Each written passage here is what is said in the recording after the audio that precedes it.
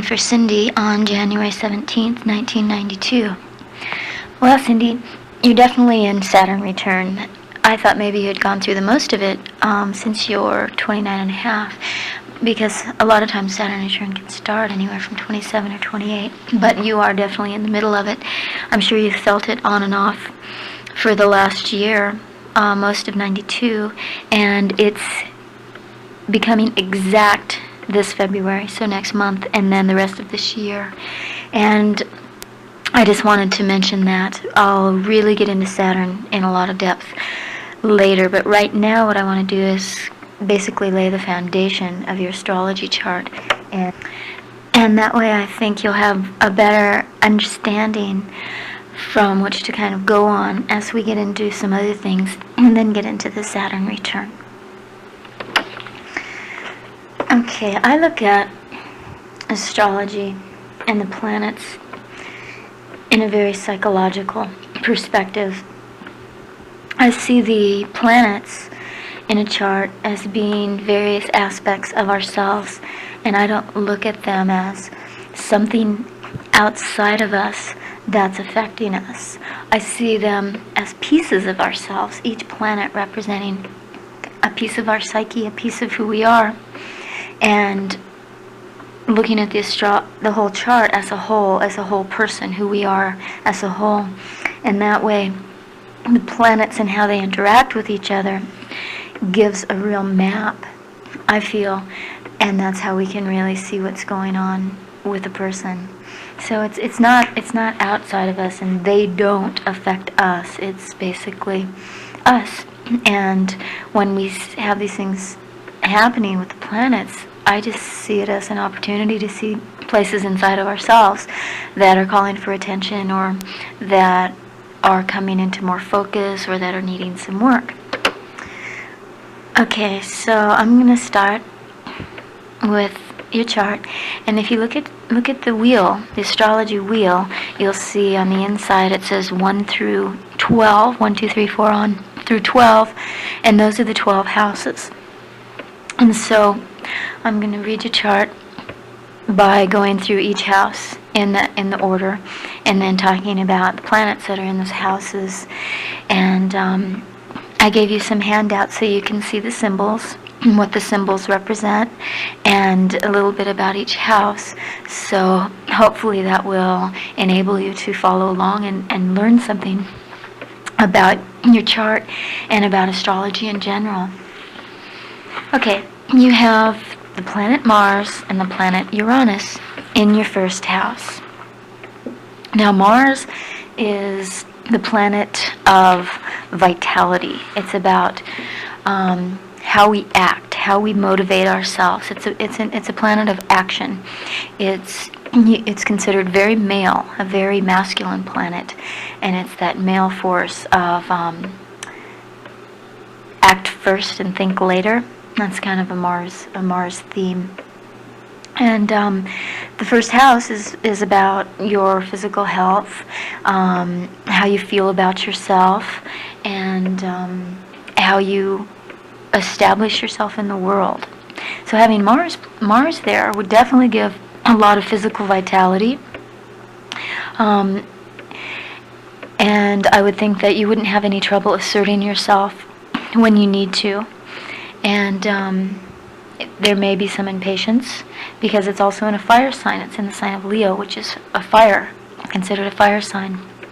And so it would definitely be a very active sign there in the first house.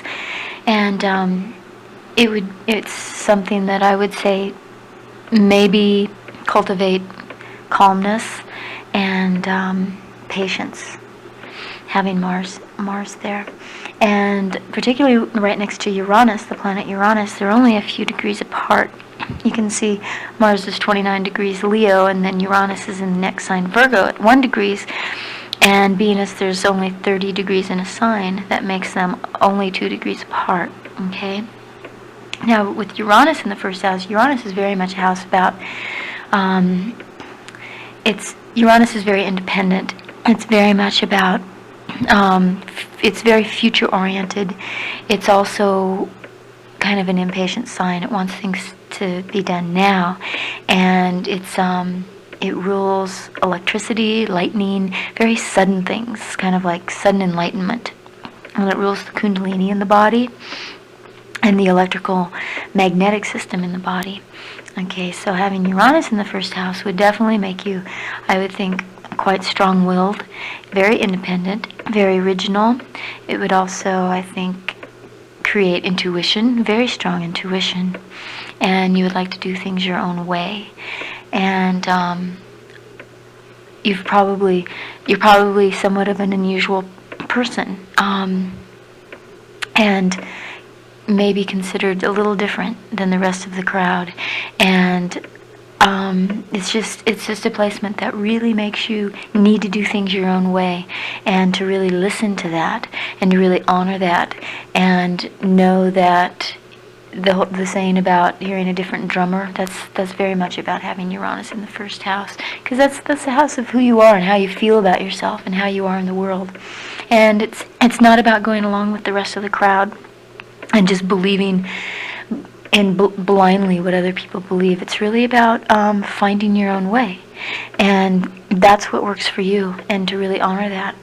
And I would also really encourage you to really listen to your intuition, to really honor that part of yourself. And just when you know things, or you know something's right for you, to really listen to that, and to really encourage that in yourself.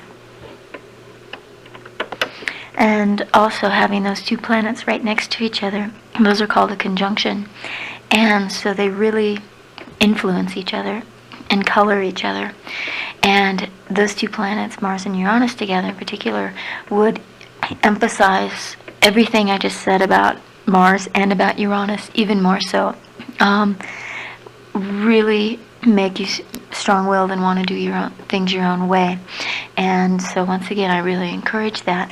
And on the other hand, to remember to be sensitive to others, and the fact that others need to do things their own way also.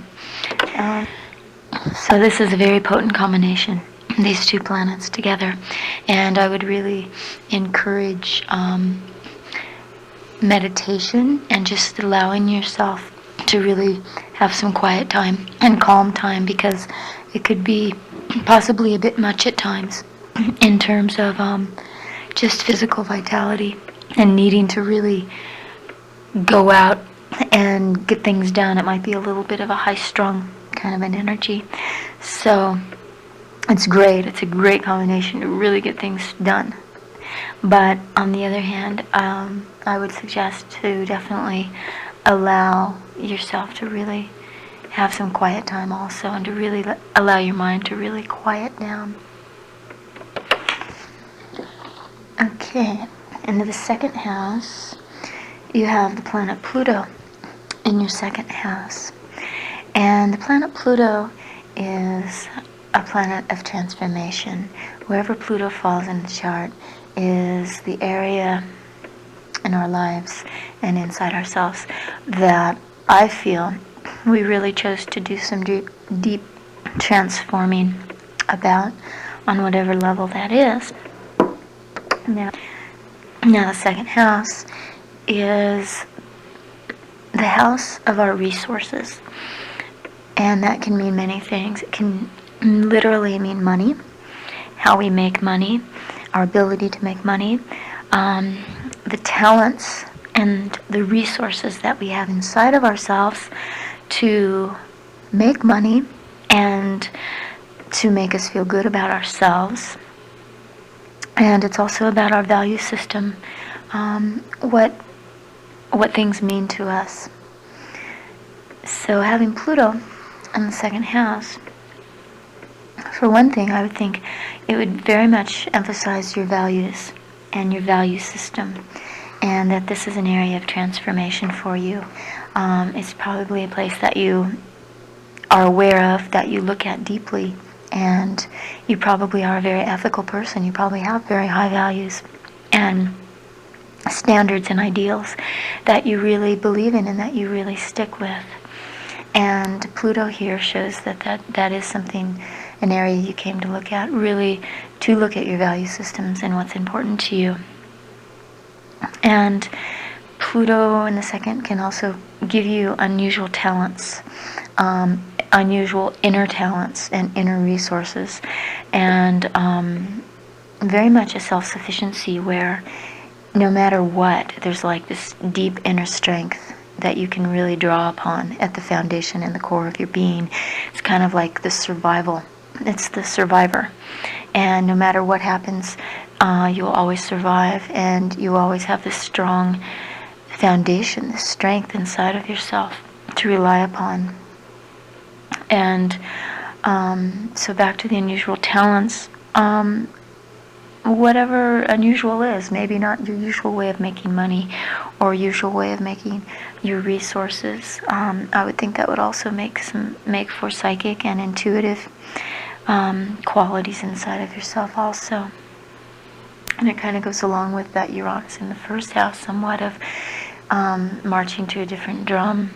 Maybe your values are a little different than other people's. Maybe you see more deeply into things and look at things in a different way. I think this would give you good judgment along that same line, an ability to really see how things really are, maybe more under this surface of what things are, not just as they appear to be. Now, the second house is, since it's about our possessions and our resources, I would say to be aware, not to view those that you love, maybe in relationship with, as possessions. And Pluto here, I think, is placed in the second house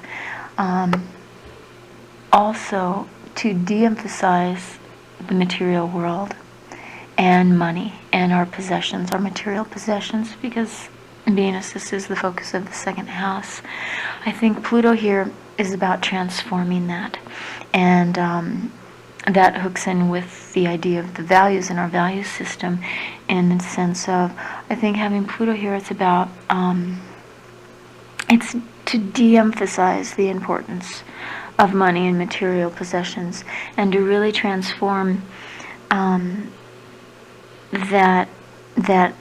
that quality into more of a spiritual value, realizing that the true wealth and the true resource is within ourselves and within our relationship with God or Spirit, and however you view that. And that material things ultimately never fulfill anybody. It's really about finding the inner fulfillment. So I think Pluto's about that, and creating our values from the inside out instead of the outside in with possessions and money. Pluto here, on the other hand, gives a great potential to have a lot of money, and also to want a lot of money and material things. So it's kind of funny, because it gives the ability for that, and not saying anything's wrong with that in any way, because we all came to explore the material world on this planet. But it's about not getting caught up in it, and balancing the external with the internal value system and the internal resources. So it's about the balance. And it's also about sharing your resources that you do have, and whatever level that is, whether it's yourself and your knowledge and your values with others, or literally sharing your material possessions. So Pluto here is also about being self-sufficient and self-reliant and taking care of yourself. And in that way you can also help to take care of others. Now let's talk about your moon, which is in your third house. And your moon is in Libra, which is an air sign. And I'll talk a little bit about the elements of the signs here. Now, air is, there's four elements: air, earth, water, and fire. Air is, it's mental, it's mind-oriented, it runs, the quality of air really runs things through its head, not necessarily through its heart or its emotion or feeling body. It's very predominantly a mental sign, and it likes to figure things out, and it likes to really think about things, and it's very social. It likes to interact with people and bounce things off other people. Fire is very spirit-oriented. It's like, it's fire is very intuitive. It doesn't need to run things through its head or its heart. It just kind of knows instantly. It's that intuitive fire. It's spirit. It's the quality of the inspiration that just comes in and really makes somebody act. It's spontaneous, and it acts upon things without really knowing why sometimes, but it just knows deep in itself why, and it has a very strong connection to spirit in that way.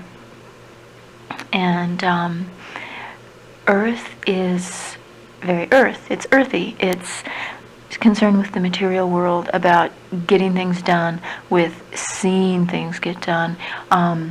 Earth sometimes has a hard time believing in things unless it can see it, feel it, touch it, taste it. It's very third dimensional in that way. It needs to have proof, and it focuses things. It brings ideas, those ideas from fire, and that mind and those ideas that come through the head down into physical reality. It's a manifester. It makes things happen. It's very grounded. And water is very emotional. It's very feeling. Water signs do not think things through as much as they feel them through. They're psychic. They're also intuitive. They know things through their feelings. Something just feels right or it doesn't feel right. That's water quality. It's very empathetic. It's very sensitive. It can kind of flow into somebody else's feelings and know exactly what they're feeling, and in that way be very empathetic with them and compassionate and really help them in that way. Okay, so back to your moon sign. We got a little sidetracked, but it was important to get that in about the elements. Now, your moon is in Libra, which is an air sign, and it's in the third house, which is also an air house. So that's a strong air quality there. And I think the moon is a very important planet in a chart, particularly for women, but for everybody.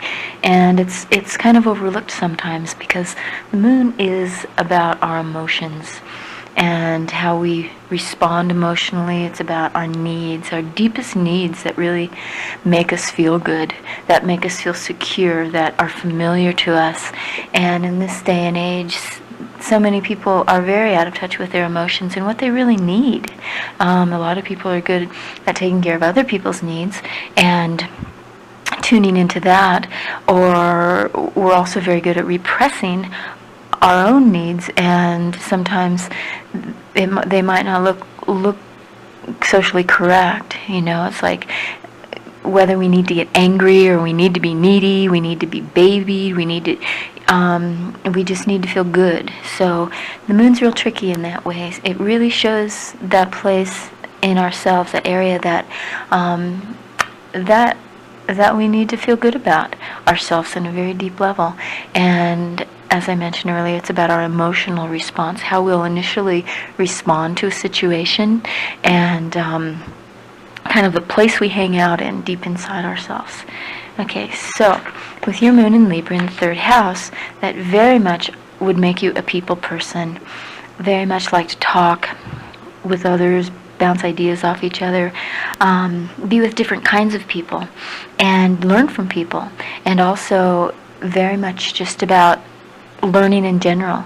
I imagine that it makes you feel good to learn new things and study things and to really expand your mind in that way. because the third house, being an air house, is very much, the third house has many things to do with reading and writing and communication. It's about how we take information in and how we process it and how we put it back out.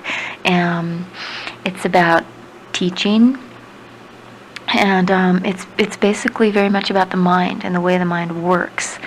And so your moon being in an air sign, which is about the mind, and then being in such a strong house with strong air and such a strong mind house, that's a very, very positive in the sense of really, I would think, needing to feed your mind. Now, Libra is very much about peace and harmony. Libra likes things to be peaceful. It likes things to be nice and harmonious, especially between people. It has very much an appreciation for beauty. It's very aesthetic, very refined. So I would think you like those types of people. Maybe you're attracted to those kinds of people, and you are that yourself. There's a real refinement there, and interested in aesthetics and art, and probably I would say there's probably some real artistic qualities here, artistic potential. Whether that's in art, it could very well be in writing, because the third house is the house of writing and information and sharing information. So there could definitely be some potential for writing, maybe poetry, stories, and maybe art potential, whether it's painting or creating things of beauty. I would imagine it's very important for you to talk about your emotions, how you feel, and if not, that maybe that's something to really try talking about things, because air signs sometimes get in touch with their emotions by talking about them, and they may be kind of hidden to them at times, and when they start talking about them, it's like, oh, wow, oh, that's what's going on. And it's kind of that process of linking the head to the heart and thoughts with the feelings.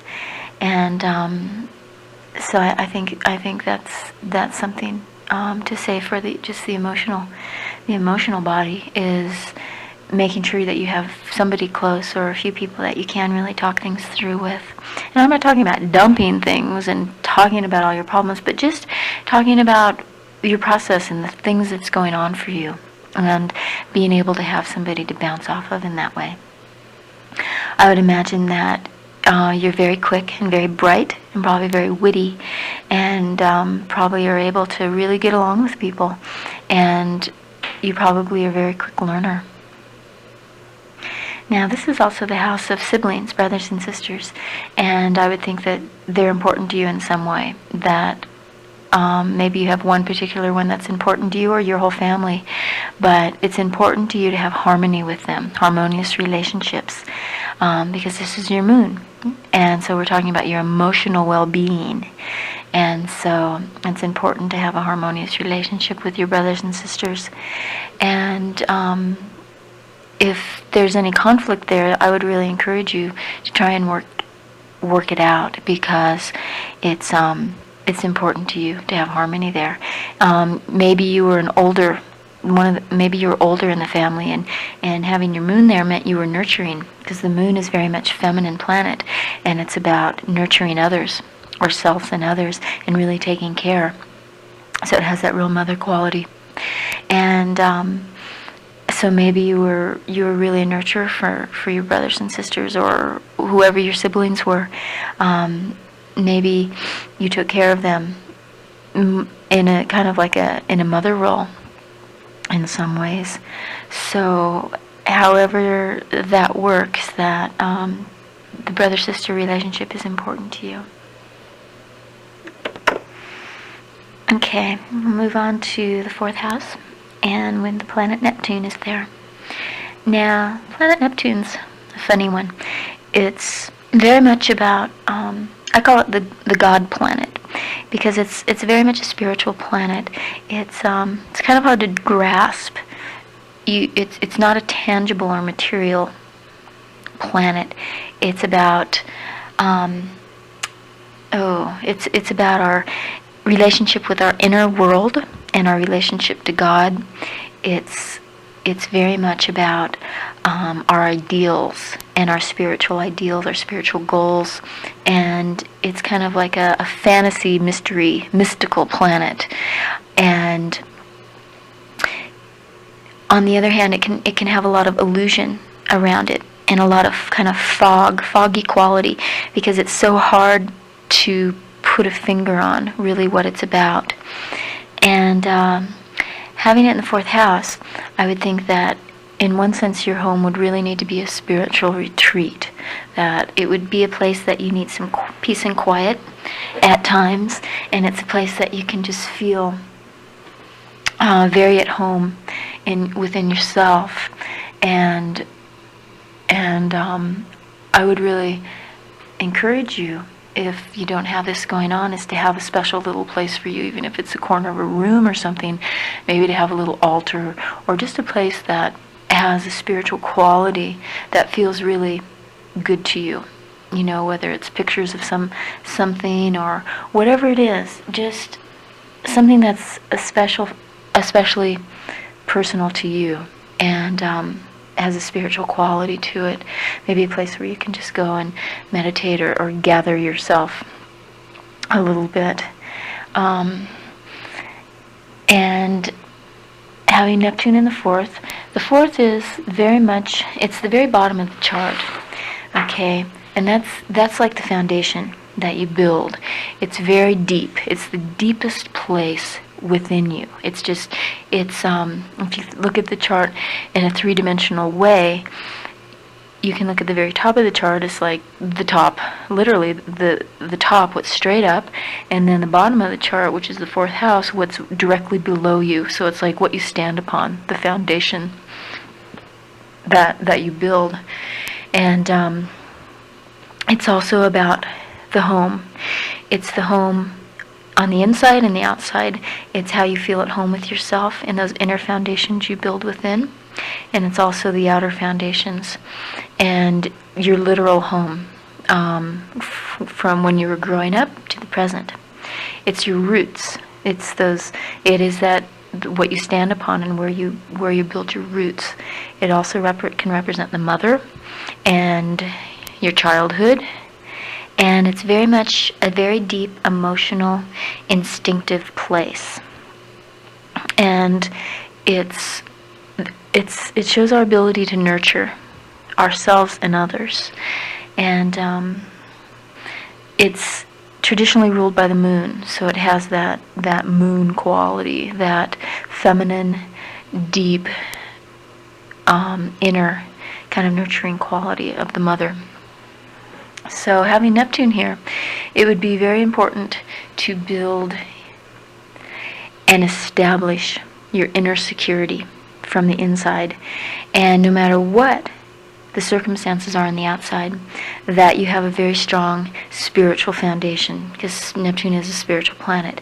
And so it's about building spiritual foundations, putting your roots in a spiritual way. When I say spiritual, it's whatever that means to you. It's whatever that means to you with your relationship to God, or the universe, or Great Spirit, whatever that is. Because spiritual is kind of a word that gets thrown around a lot, but in a very real way, it's about who you are and who you are in relationship to God or Goddess, whatever.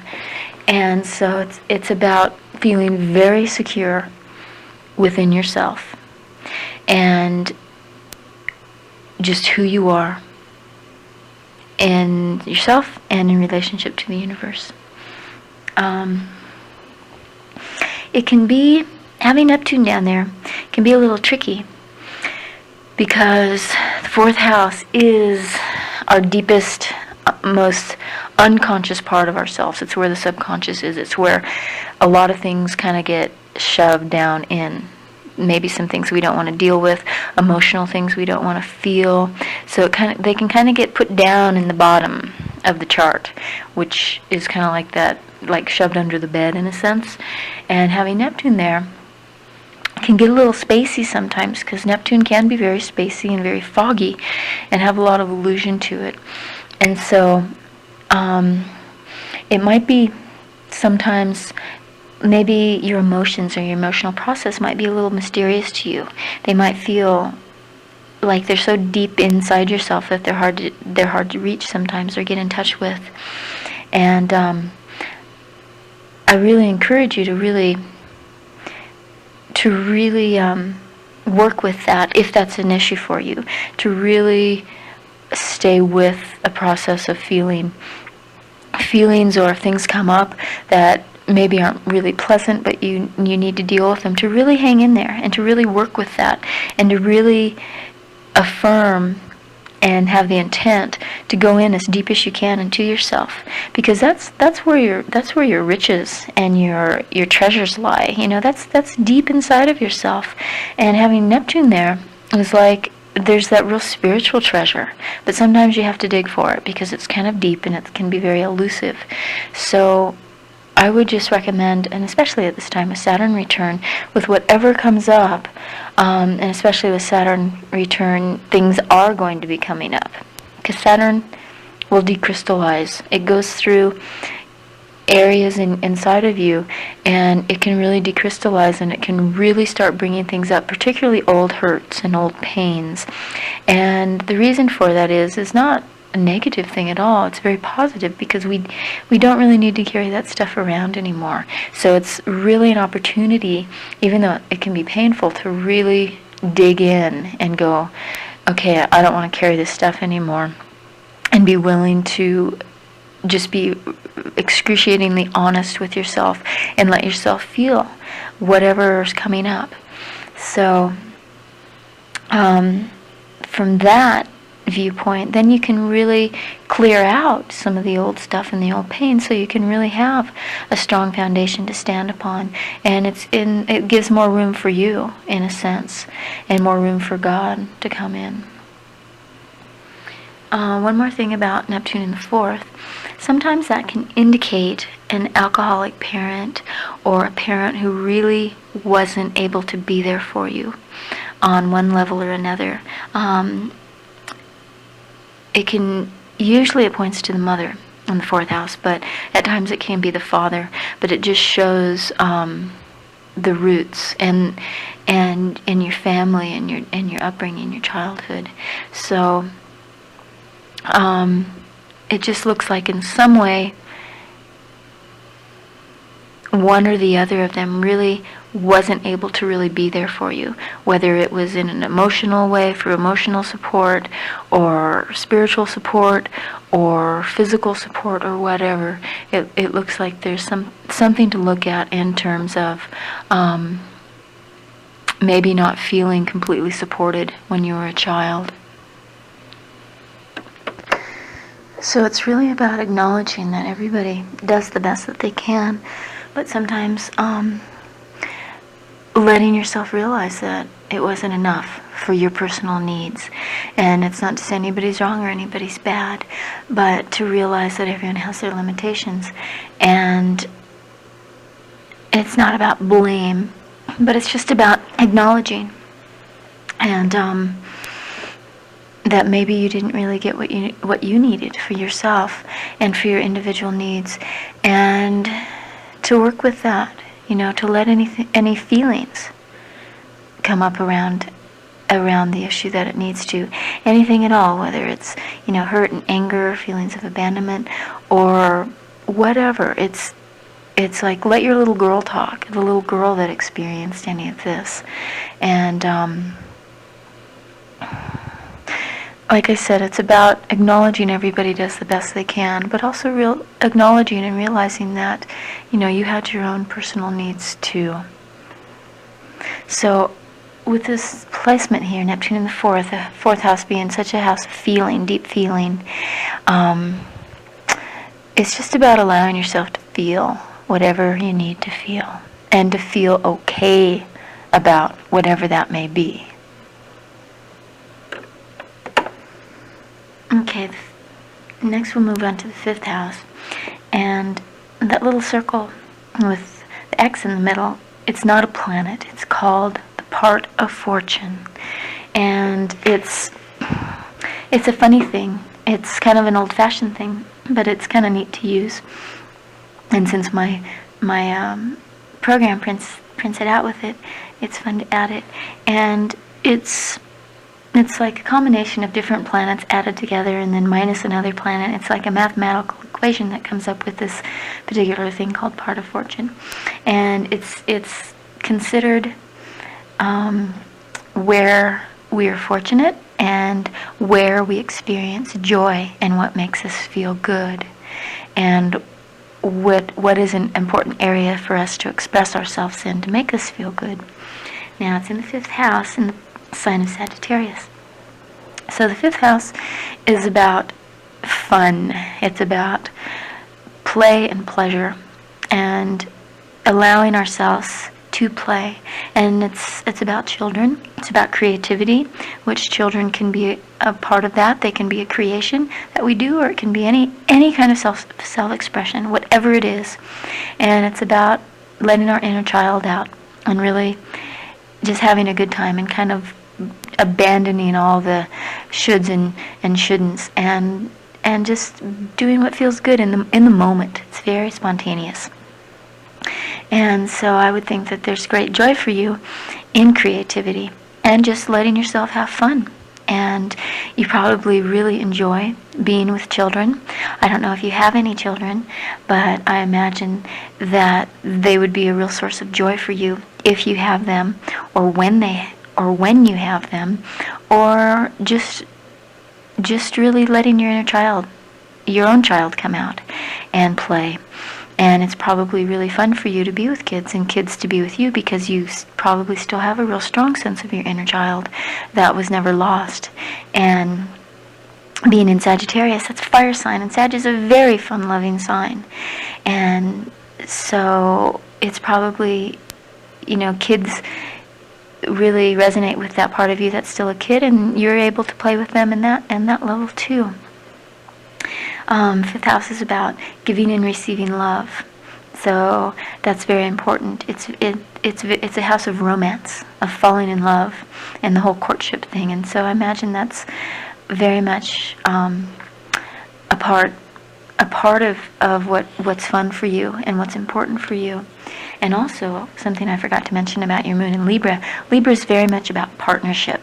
It's very, very it's the most strong sign in terms of needing and wanting a partner, especially an equal partner they can feel equal with. And so Libra feels better with somebody, being in a relationship with somebody. And so with your moon sign in Libra, it's probably very important for you to feel like you have somebody there and to be in a relationship. It's probably a strong thing for you. And so that goes along with this part of fortune in the 5th house, is the whole thing of romance and love. And Sagittarians can be very lucky. They have a lucky streak, and a very optimistic streak. Like nothing can go wrong. So I would imagine that that's a strong part of you, a strong aspect of who you are.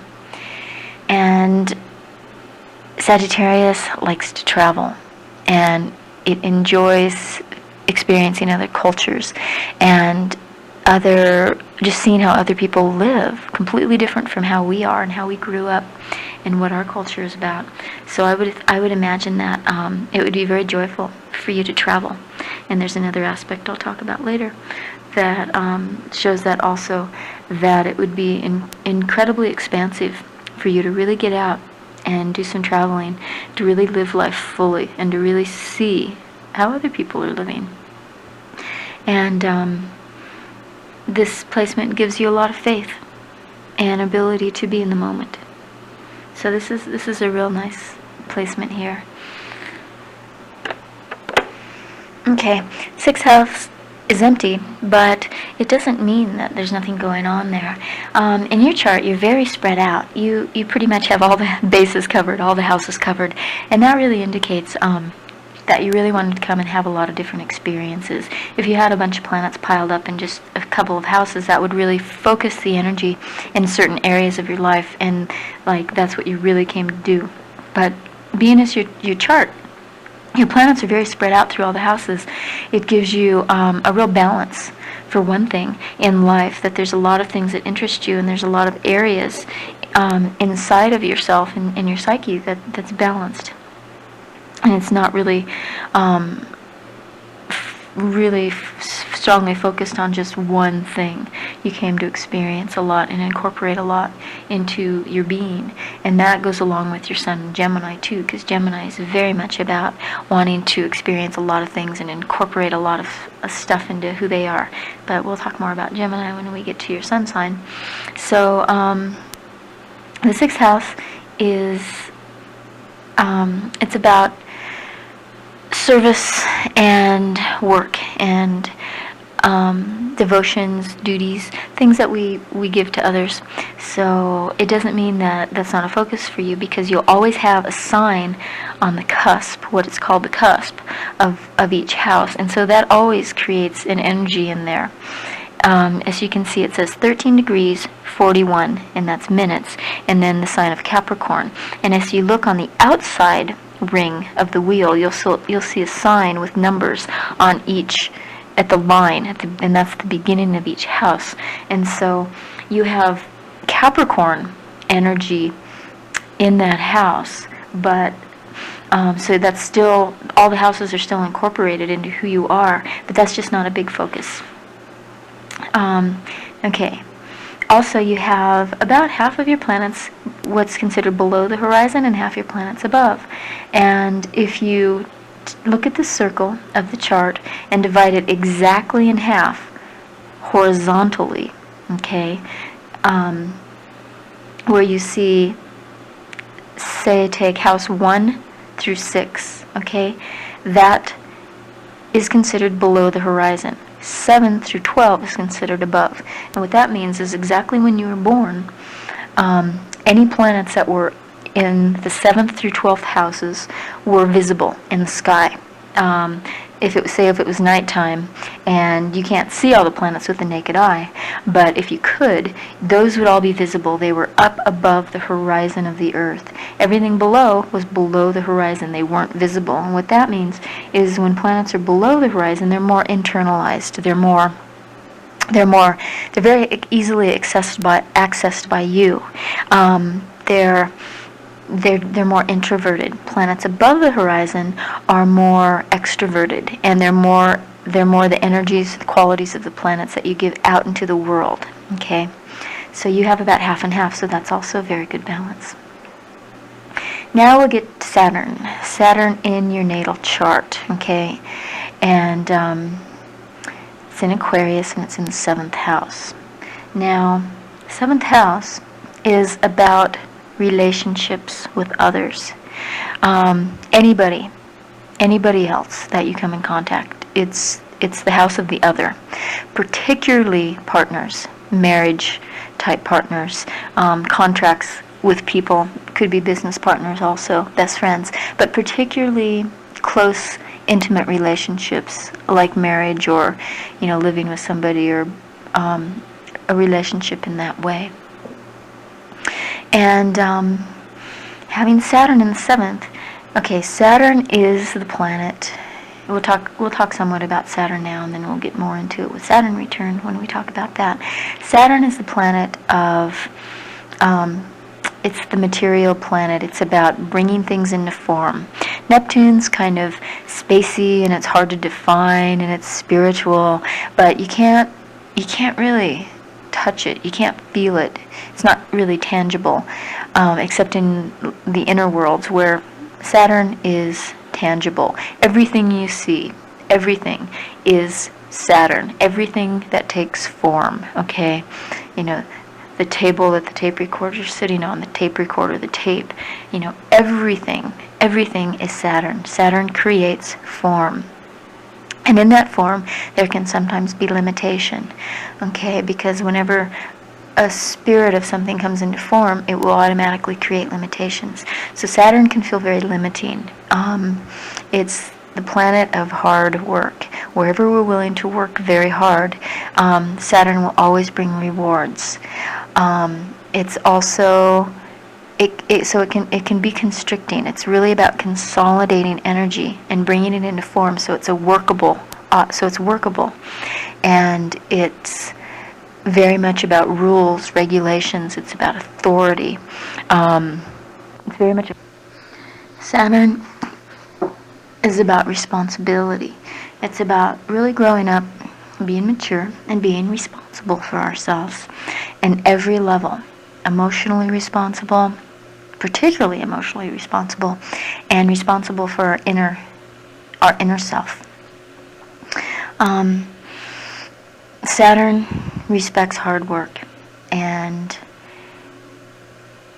whatever area of life that you really are dedicated to improve and to work on, Saturn will work with you.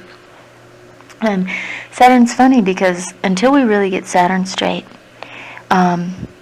we can't really accomplish much while we're here. That's why Saturn returns so important, because if we haven't really gotten certain areas of our lives and ourselves together up until Saturn return, it's an opportunity to really do that. And sometimes it can be difficult because those areas that we're not together are usually areas that we have issues deep down inside of ourselves, maybe that we haven't seen yet or that we're very aware of, and it's difficult for us to deal with. So Saturn gives us the opportunity to really take responsibility for all areas of who we are and really become a mature human being, to really add some quality to ourselves and those around us. So Saturn's very much about discipline and responsibility and hard work. And through all that, we gain wisdom. We gain a very strong foundation in ourselves, and there's a real wisdom to that. Saturn can also be very much about loneliness and depression and just suffering. And it can feel like that sometimes when we have Saturn transits going on or Saturn aspects in our chart, which I'll talk about in a while. It can feel like, why is this happening to me? It can feel very, very frustrating. And the only thing you can really do with Saturn is be willing to work at it and work on yourself and be very honest. And by willing to do that, that is where true wisdom comes in, and that's where compassion comes in, because you've been there, so you can help other people when they're there. And Saturn shows us our area of greatest fear, and also what we want the most. And sometimes what we want the most is also what we fear the most. And if you think of Saturn, you think about it with the rings. It's a very beautiful planet, and it has the rings.